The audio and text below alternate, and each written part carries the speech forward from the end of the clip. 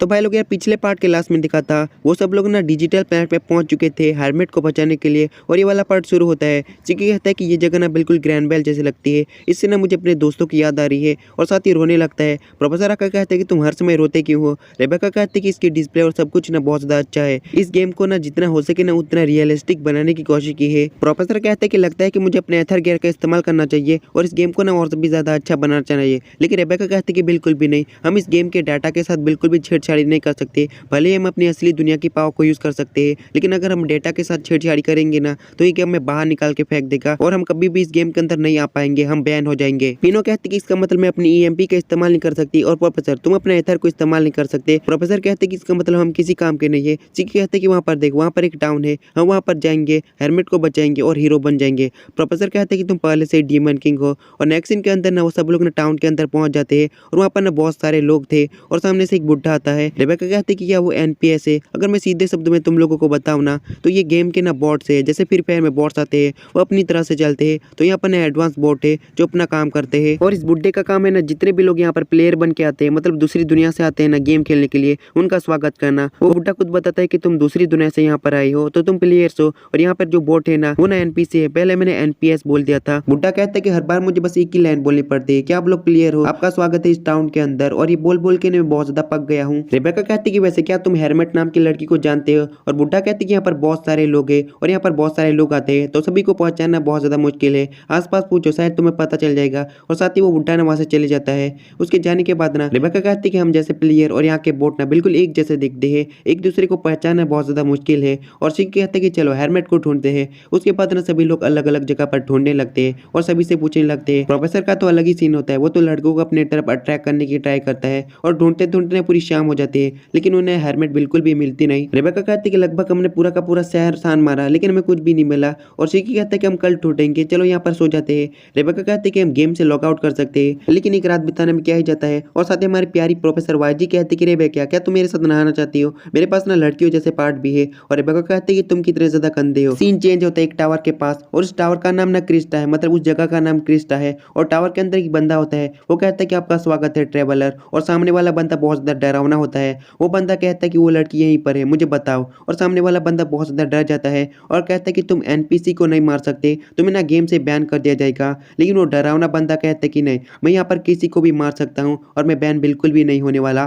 फिर हमें Aiden zero के अंदर का सीन दिखाया जाता है। सिस्टर कहती है कि मुझे अजीब सा डाटा मिला है और विच कहती है क्या कोई हैकिंग है, लगता है कि यहाँ पर हेलमेट नहीं है, वो हैकिंग होने से बचा सकती है, शायद हमारे दोस्तों को चोट पहुंच सकती है। और गेम के अंदर ना दूसरा दिन शुरू हो जाता है और सभी लोग ना तैयार हो जाते हैं हेलमेट को ढूंढने के लिए और आगे बढ़ने लगते हैं। सिकी कहता है कि ठीक है, बस हमें इंतजार करना है एक मॉन्स्टर का जो हमारा रास्ता रुकेगा। और सामने वो मॉन्स्टर आ जाता है। उसे देखने के बाद ना प्रोफेसर और रेबेका बहुत ज्यादा डर जाते हैं और सिकी कहता है कि यही मॉन्स्टर है। ऐसा ही मॉन्स्टर हमारे ग्रैंड बेल किंगडम में भी था, लेकिन हमारे ग्रैंड बेल किंगडम में ऐसा कोई भी मिशन नहीं आया था। लेकिन मैं बहुत ज्यादा लकी हूँ, मुझे बस इस मॉन्स्टर को मारना है। लेकिन तभी ना वो मॉन्स्टर बोलने लगता है और कहते हैं कि मुझे माफ कर दो, तुम लोग बहुत ज्यादा अच्छे हो, मैं कोई बुरा मॉन्स्टर नहीं हूँ, बस मैं एक इवेंट का बॉस हूँ। और नॉर्थ की तरफ में किस्टा शहर है जहाँ पर तुम क्वेस्ट ले सकते हो, एक मिशन ले सकते हो। उसके बाद ना तुम्हें खजाना ढूंढना है। तुम लोगों को ना एक केव के अंदर ना काफी ज्यादा अच्छा खजाना मिलेगा, उसके साथ ना तुम बहुत ज्यादा अमीर हो जाओगे या फिर तुम लोगों की मदद कर सकते हो। रुको, मैंने तो तुम लोगों को स्पॉइलर दे दिया। प्रोफेसर कहते कि स्पॉइलर गया तेल लेने, इससे हमें कुछ भी फर्क नहीं पड़ता। और साथ ही ना बॉस मॉन्स्टर बहुत ज्यादा दुखी हो जाता है और एक जगह पर बैठ जाता है। प्रोफेसर कहते हैं कि मैंने सच कहा है, मुझे इससे कुछ भी फर्क नहीं पड़ता।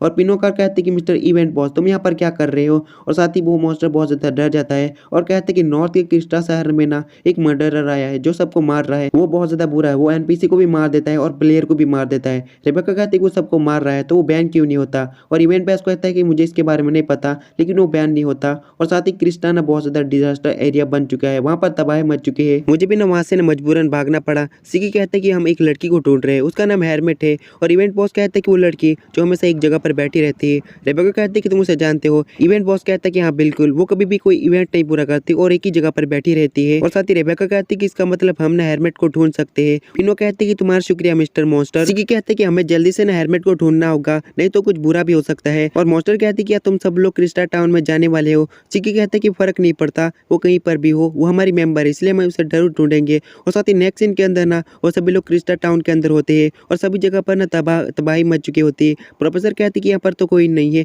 और सामने से ही ना एक बोट निकलती है एनपीसी। वो कहते हैं कि आपका स्वागत है क्रिस्टा टाउन के अंदर। लेकिन साथ ही ना उसे कुछ होने लगता है, उसके पीछे से ना वो मर्डर आ जाता है और उसने एनपीसी को मार देता है। है। मर्डरर कहता है कि तुम लोग ना हमेशा कहते हो कि हमें प्रोग्राम दिया गया है और तुम लोग ना मेरे लिए कुछ भी नहीं करते। अब मुझे ना एक असली प्लेयर्स को मारना है, मुझे बहुत सारे प्लेयर्स चाहिए। मैंने सुना कि यहाँ पर ना नए प्लेयर्स आए हैं, तो वो सारे लोग ना तुम लोग हो। तुम्हारे साथ ना बहुत ज़्यादा बुरा हुआ है, तुम्हें ना वहाँ पर देखना चाहिए। वहाँ पर ना 2 बंदे मरे पड़े होते हैं, मतलब वो अभी तक मरे नहीं, उनकी ना बहुत ज़्यादा बुरी हालत होती है। सिक्की उनके पास जाने लगता है और मर्डरर कहता है कि तुम उसे नहीं बचा पाओगे। वो दोनों ना बिल्कुल असली प्लेयर है, लेकिन वो गेम को लॉकआउट नहीं कर सकते क्योंकि मेरी पावर ही ऐसी है। अगर उन्होंने गेम को लॉकआउट कर भी दिया ना तो वो रियल जिंदगी में पहुंचने से पहले ही मर जाते। अगर उन लोगों ने लॉकआउट कर दिया तो मुझे मजा कैसे आएगा। मुझे ना अपनी आंखों से उन दोनों को ना मरते हुए देखना है। वैसे मैंने तुम लोगों को अपने बारे में नहीं बताया, तो ठीक है, तुम लोग सब लोग सुन लो। मेरा नाम है जामिलो और मैं एक चूजन वन प्लेयर हूँ। मैं ना ड्रैगन जो के साथ काम करता हूँ। हैप्पी कहता है कि तुम्हारा मतलब वही ड्रैगन जो 6 योद्धा में से एक है, जो खुद के बलबूते पे ना एक प्लेनेट को भी तबाह कर सकता है। और जामिलो कहता है कि तुम्हारी शक्ल को देखना मुझे बहुत ज्यादा मजा आ रहा है क्योंकि तुम बहुत ज्यादा डरे हुए हो।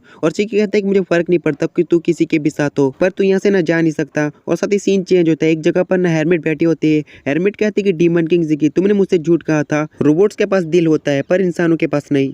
और दोबारा से सीन चेंज होता है, वो दोनों प्लेयर ना धीरे धीरे करके गायब होने लगते हैं और साथ ही ना वो दोनों प्लेयर मर जाते हैं। पिनो कहते हैं कि यहाँ पर मरना, इसका मतलब असल जिंदगी में भी वो दोनों मर गए होंगे। और जामिलो कहते हैं कि मुझे बिल्कुल भी मजा नहीं आया, उन दोनों को मैंने बहुत ज्यादा ऊपर लटका दिया था। उनके चेहरे पे मैं डर देखना चाहता था पर वो मैं देख नहीं पाया। और सिक्की बहुत ज्यादा गुस्सा हो जाता है, उस पर अटैक करने के लिए आगे बढ़ता है। लेकिन जामिलो कहता है कि तुम्हें लगता है कि तुम मुझे हरा पाओगे या फिर तुम उसे फाइट भी कर पाओगे। जामिलो का वेपन ना ट्रांसफॉर्म होने लगता है और जामिलो कहते हैं कि उसे खा जाओ। प्रोफेसर कहते हैं कि उसका वेपन तो एक मॉन्स्टर में बदल गया और जामिलो ना अपने वेपन से ना उस पर अटैक कर देता है। उसे देखकर ना प्रोफेसर और रेबेका बहुत ज्यादा घबरा जाते हैं। जामिलो का खतरनाक वेपन ना सिक्की की मुंडी को अपने मुंह के अंदर लेता है और दूर फेंक देता है, लेकिन सिक्की बिल्कुल ठीक होता है। सिक्की कहता है कि ये तो मेरे बाल खा गए और जामिलो कहते हैं कि मेरी प्यारी मारिया ना कुछ भी खा सकती है। तो यार इस वेपन का नाम ना मारिया है और मारिया बहुत ज्यादा खतरनाक हो जाती है और अंधाधुन ना सब पर अटैक करने लगती है और वहाँ पर तबाही मचने लगती है। सिक्की ने एक बहुत बड़े पिलर को उठाता है और साथ ही जामिलो पर ना दे मारता है और वहाँ पर बहुत सारा धुआं हो जाता है। और जब धुआं होता है ना धीरे धीरे के वो पिलर टूटने लगता है